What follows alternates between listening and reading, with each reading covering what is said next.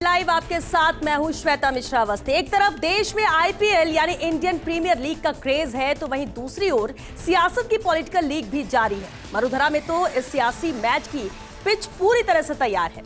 सियासी खिलाड़ियों का हौसला बढ़ाने और सियासी समीकरण साधने के लिए दिग्गज मेंटोर भी पिच पर मौजूद है। बयानों के चौके छक्कों के जरिए वार पलटवार भी जारी है और बीते 2-3 दिन से खुद प्रधानमंत्री नरेंद्र मोदी रण में प्रत्याशियों के समर्थन में रैली कर रहे हैं।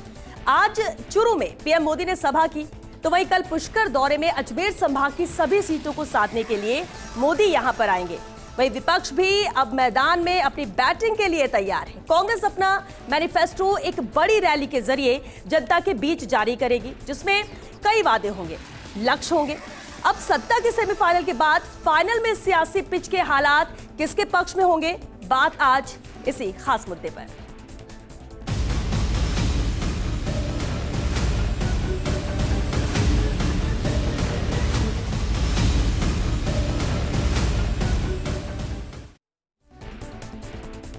तो सियासी पिच तैयार है और दिग्गज भी नजर आ रहे। चलिए इस खास मुद्दे पर चर्चा के लिए खास मेहमान हमारे साथ जुड़ चुके हैं। सबसे पहले उनसे रूबरू करा देते हैं आपको। हमारे साथ हैं बीजेपी नेता लक्ष्मीकांत पारिक जी, डॉक्टर प्रदीप चतुर्वेदी जी हमारे साथ है, कांग्रेस नेता और साथ ही राजनीतिक विश्लेषक मिथिलेश जैमिनी जी भी चर्चा में शामिल हुए हैं। बहुत स्वागत है आप सभी का बिग फाइट लाइव में। लक्ष्मीकांत जी, आपसे शुरुआत करते हैं।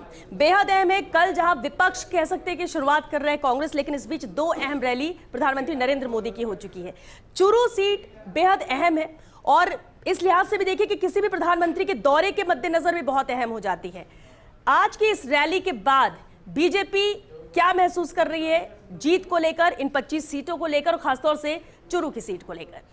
देखिए, भारतीय जनता पार्टी राजस्थान की सही 25 लोकसभा सीटें जीतती जा रही है, इसमें कोई अतिशयोक्ति नहीं है। चुरू की सीट पर माननीय प्रधानमंत्री जी आए। प्रधानमंत्री जी राजस्थान के करीब अभी तक 3 रैलियां कर चुके हैं।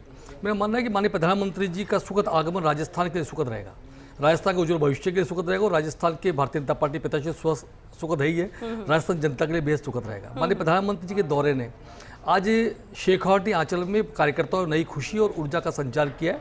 निश्चित मान के चलिए कि आने वाले समय में शेखावाटी के साथ साथ भारतीय जनता पार्टी पुनः तीसरी बार 25 सीटों के साथ 400 पार के लक्ष्य को प्राप्त करेगी।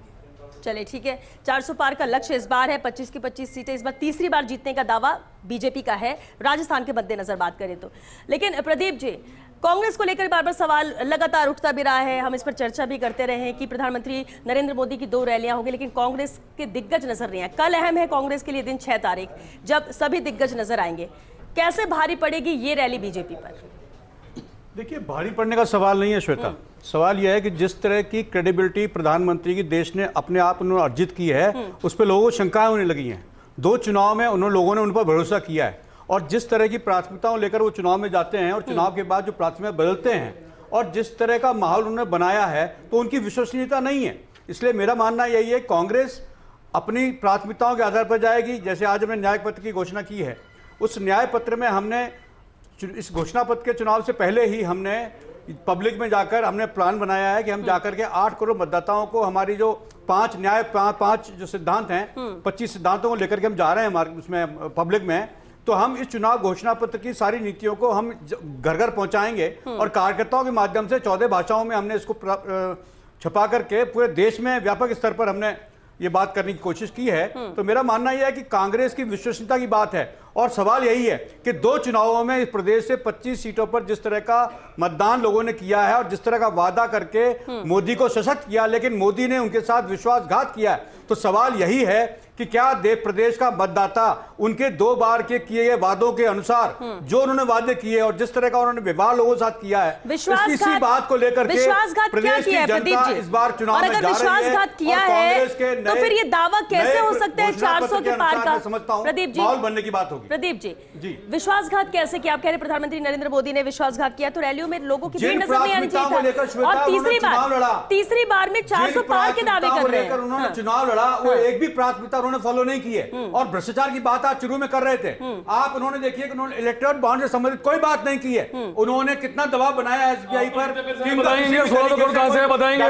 सस्ता भ्रष्टाचार कांग्रेस जल्दी नहीं सकते भ्रष्टाचार की, आप बता दें 16 करोड़ रुपए कहां से आए? और 2014 से पहले आपका कहां से धन आ रहा था? इतना घंटा वो बता दें, कैश कहां से आ रहा था? बताइए ना, जो ये बता दीजिए। रहे थे वो 4 दिन में आ गई।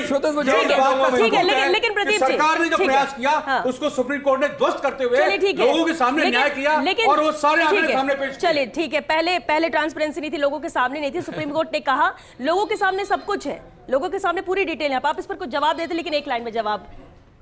देखिए, कांग्रेस इस बात की बात कर रही है, इलेक्ट्रॉन बोर्ड की बात कर रही थी मेरे को। इनके पहले तो बता, आपके पास पैसे कहां से है वो बताते ज्यादा बढ़िया होता। और फिर 2014 से पहले कैश का लेन देन और कांग्रेस किस प्रकार से कर रही थी। आज ट्रांसपेरेंसी बात आप सब यहाँ बैठकर कर रहे हैं ना, कि साधारणतया हर आदमी पता है कहां से पैसा कहां से गया, लेकिन आपके समय ये पता नहीं था इतने वर्षों तक कि कौन सा टेबल के पीछे। चलिए, यानी दोनों की रैली में क्या इलेक्टोरल बॉन्ड ही मुद्दा रहेगा? मुद्दा रहेगा, प्रश्न नहीं, उसका कोई मुद्दा ही नहीं है। सवाल यही है, विश्वास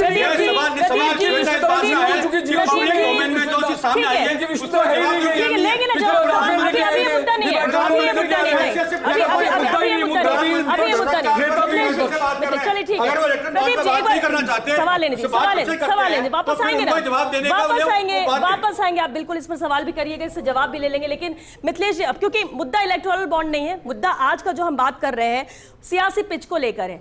पिच तैयार है, बीजेपी तरफ से एक कदम आगे वो चल रही है, कांग्रेस का भी कल का दिन अहम होने वाला है, लेकिन चूरू की सीट बहुत खास रहने वाली है। ऐसे वक्त पर उस दौरा करना, जब अपना नया प्रत्याशी है उसके बारे में बताना, और सामने वाला जो प्रत्याशी है वो भी 2 बार से अपने साथ रहा है, ऐसे में कितनी मुश्किल है और सियासी पिच पर कितना मजबूती से आपको लगता है कि बैटिंग कर रही है बीजेपी? देखिए, चूरू की जो आज की जो सभा हुई है प्रधानमंत्री नरेंद्र मोदी के लिए, आपको याद होगा पिछले चुनाव में भी जब पुलवामा अटैक के बाद जब प्रधानमंत्री नरेंद्र मोदी चूरू आए थे और उन्होंने कहा था देश नहीं झुकने दूंगा, देश नहीं बिकने दूंगा, और इस वादे के साथ जो एक सर्वे में 242 सीटें आ रही थी, 108 सीटें बढ़ी पुलवामा अटैक के बाद और 300 पार भाजपा पहुंच गई। तो आज जो चूरू में उसी अंदाज में दिखे, और उन्होंने एक बड़ी बात कही कि बड़े नेताओं को आने की जरूरत नहीं है, मोदी छोटा आदमी है और छोटे लोगों के साथ बैठकर बात कर लेता है। लेकिन कहीं न कहीं जो उपराष्ट्रपति और राहुल कसवा के रिश्तों में है, उनके रिश्तेदार हैं, दामाद हैं, उनका क्या होगा?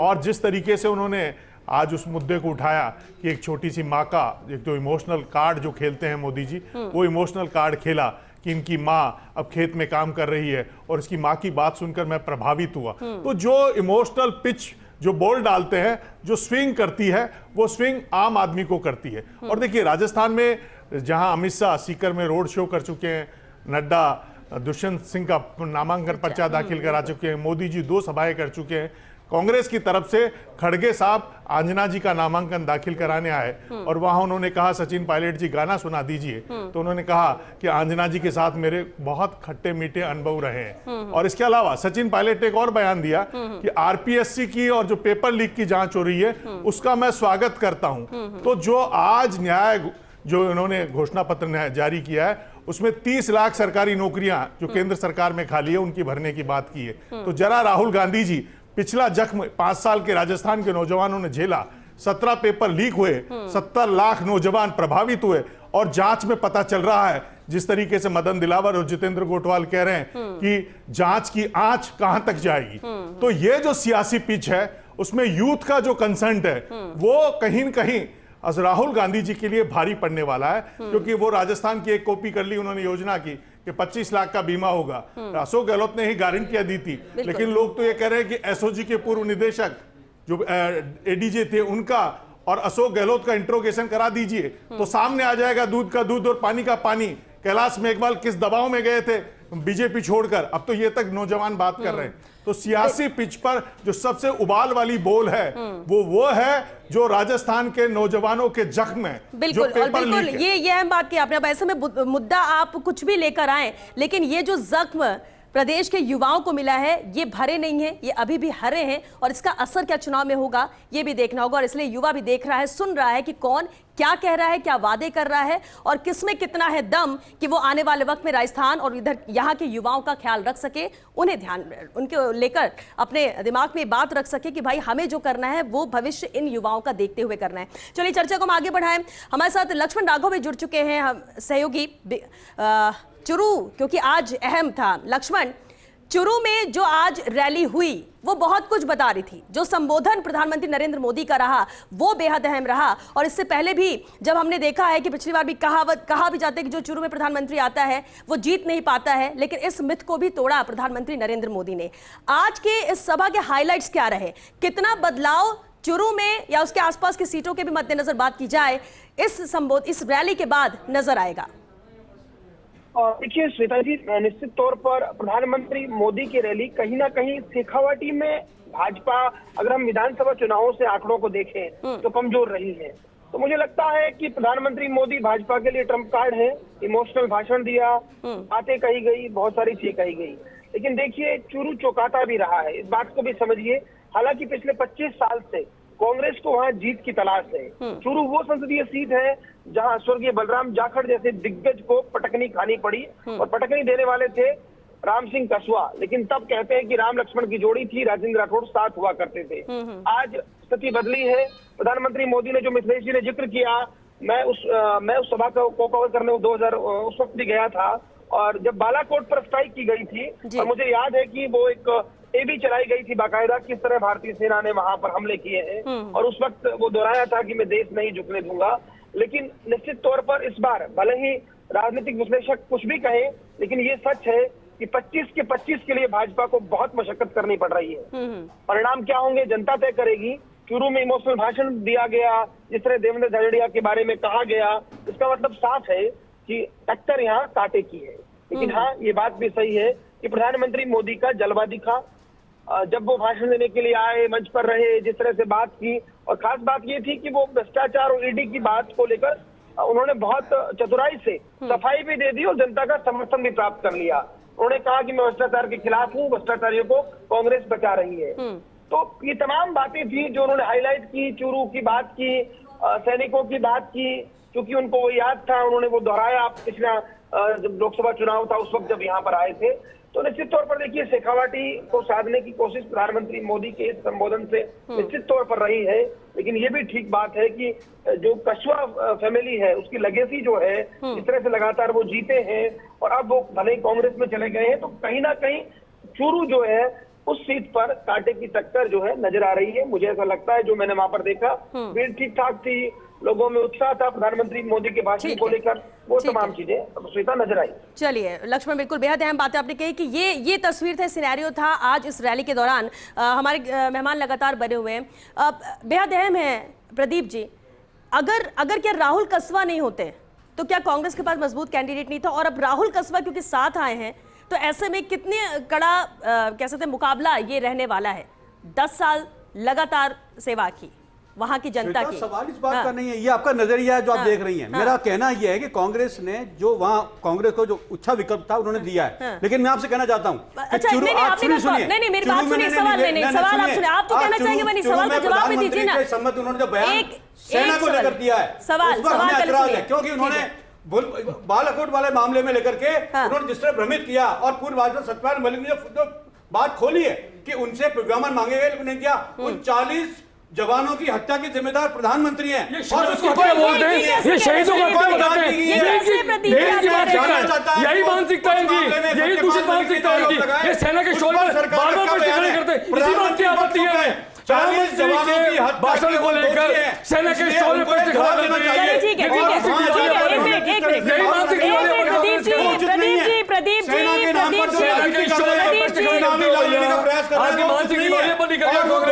40 जवानों की हत्या के उनको जवाब देना चाहिए।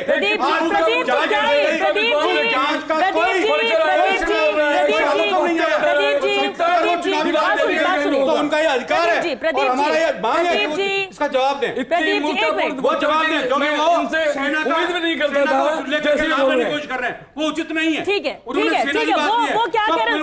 अच्छा ठीक है, आपके पास और रतनलाल मलिक ने कहा प्रदीप जी अभिमान चाहिए, लेकिन उन्होंने मना किया। सवाल यही है प्रदीप जी, प्रधानमंत्री नरेंद्र मोदी सवाल तो बहुत है जिसका जवाब आप देना नहीं चाहते, आप देना नहीं चाहते।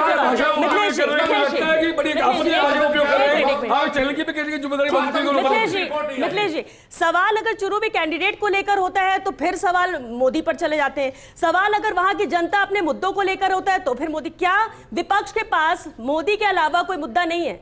क्योंकि उन्हें अपनी बात भी तो कहनी पड़ेगी। आपके सवाल किए जाएंगे तो उसका भी तो जवाब देना होगा, या सिर्फ बीजेपी और मोदी ये बात करेंगे? देखिए, बात कर रहे हैं और आज जो 40 जवान पे देखिए जो सबसे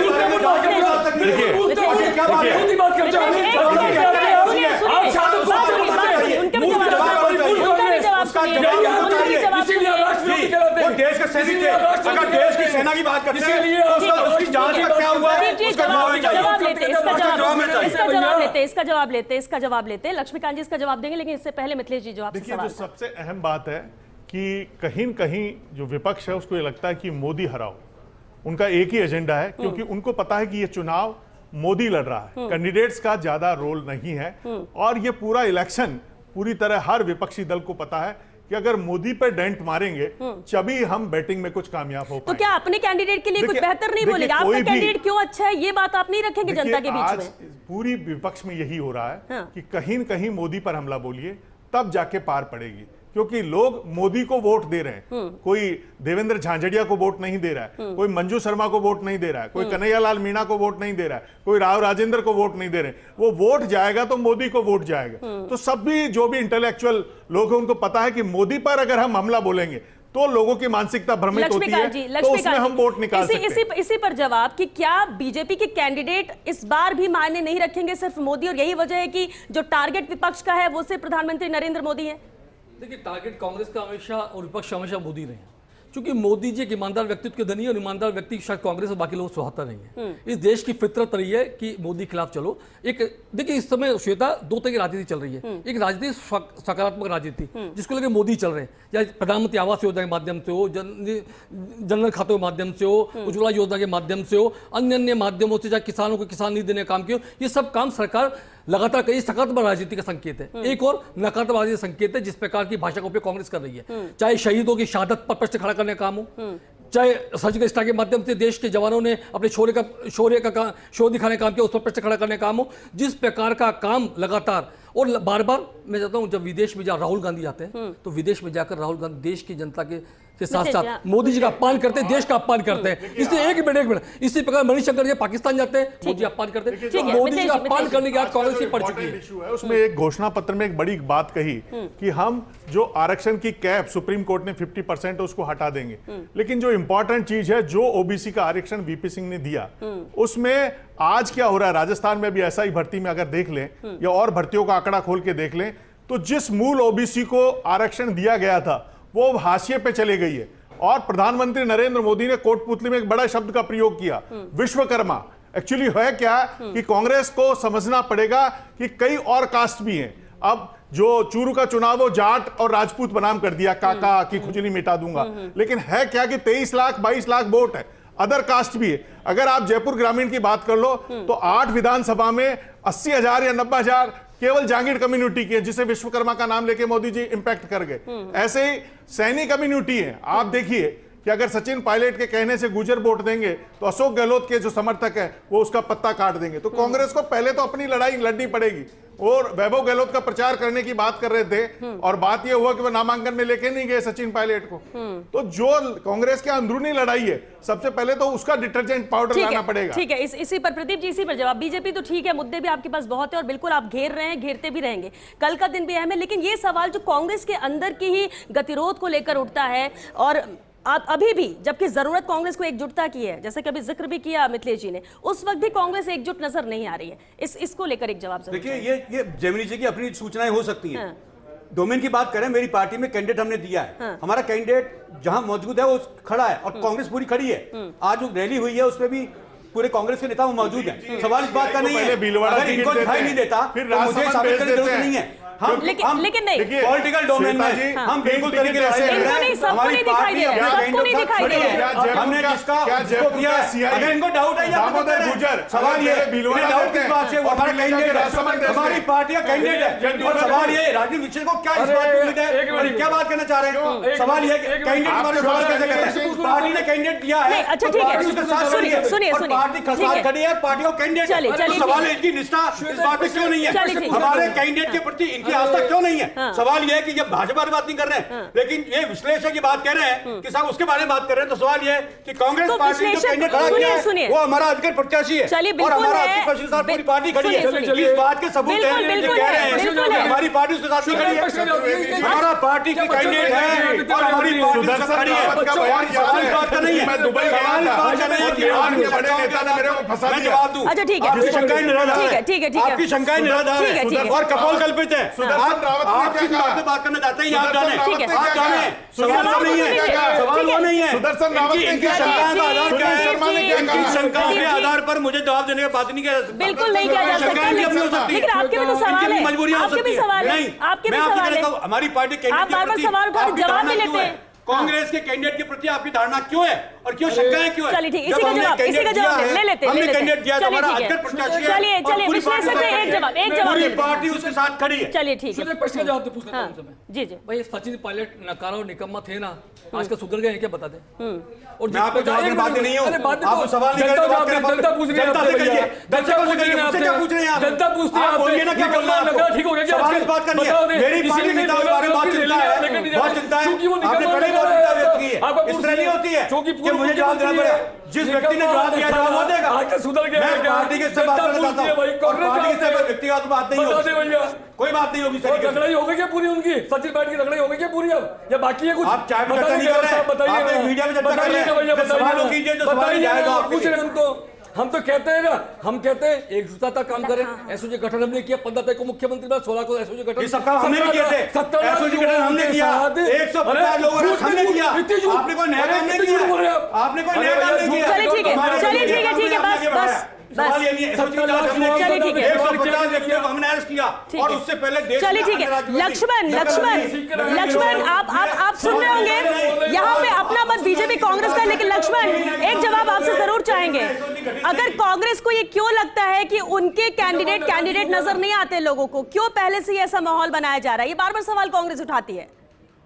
देखिए श्वेता, इसमें दोनों ही पक्ष है, भाजपा के अपने तर्क है, लेकिन ये बात मानना पड़ेगा कहीं ना कहीं भाजपा में मोदी भाजपा से बड़े हो गए हैं। आज हम देखें नारे भी लगते हैं तो मोदी सरकार के लगते हैं। दूसरी तरफ कांग्रेस की जहां तक बात है, मुझे लगता है कई जगह आपने देखा होगा इस तरह की बात भी आई कि मोदी तुझसे बैर नहीं पर तेरी खैर नहीं, लोकल कैंडिडेट का नाम दिया गया। तो ये बताता है, ये बात सही है कि आज भारत की राजनीति में मोदी का जो कद मानिएगा, जो चर्चा मानिएगा, और जो अभी मिथिलेश कह रहे थे शायद साथी हमारे, वो यही बताने की कोशिश कर रहे थे कि कोशिश ये की जा रही है कि डेंट मोदी को लगाया जाए, और मोदी भी उसी पिच पर खेल रहे हैं। वो जिस तरह से भाषण दे रहे हैं, जिस तरह से बात कर रहे हैं, वो तमाम उन चीजों को साधने की कोशिश कर रहे हैं। आप देखिएगा वो कांग्रेस को ये ठहराते हैं सेना की अपमान करती है। चलिए बिल्कुल लक्ष्मण, देखना होगा, अभी तो शुरुआत है, अभी तो ये शुरुआत है, अभी देखना होगा जिस तरह से रैली यहाँ भी हो रही है, स्टार प्रचारक भी नजर आएंगे, किस तरह से निशाने में किसके कौन रहता है, ये भी बेहद अहम रहेगा। फिलहाल क्योंकि वक्त खत्म हो चुका है, बहुत शुक्रिया आप सभी का इस चर्चा में शामिल होने के लिए। तो देखिए इतना तो तय है कि सियासी पिच यहाँ पर तैयार है और दिग्गज इस रण में कूद चुके हैं। प्रधानमंत्री नरेंद्र मोदी की हम बात कर लें या फिर कल जो कांग्रेस की रैली होने जा रही है वो भी बेहद अहम रहने वाली है। मुद्दे सबके पास अपने अपने हैं, लेकिन जनता के दिल तक कौन अपनी बात पहुंचा सकता है, किसके मैनिफेस्टो में ज्यादा दम नजर आता है, किसके वादों के साथ जनता जाना चाहेगी, दोबारा बीजेपी को मौका देगी या फिर कुछ मौका कुछ सीट पर जनता मन बना रही है कांग्रेस के साथ जाने का, कितने अहमियत यहां पर कैंडिडेट, हर चीज हर पहलू बहुत मायने रखेगा। अब देखना होगा जनता क्या तय करती है, लेकिन उससे पहले ये रैली, ये सभाएं और दिग्गजों का संबोधन भी बेहद अहम रहने वाला है, जो बहुत कुछ तय करेगा कैंडिडेट को लेकर भी। फिलहाल बिग फाइट लाइव में आज के लिए बस इतना ही।